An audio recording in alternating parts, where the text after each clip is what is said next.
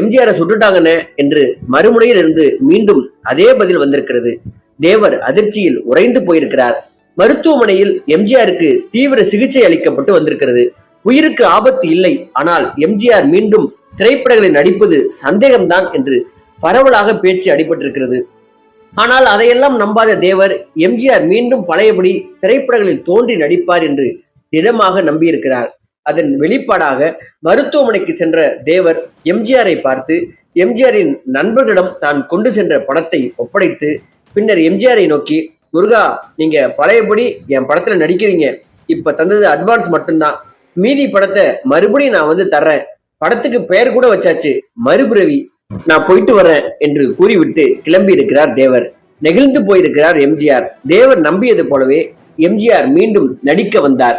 விவசாயி, தேர் திருவிழா, காதல் வாகனம், தந்தையும் மகனும் ஆகிய படங்கள் தயாரிக்கப்பட்டன.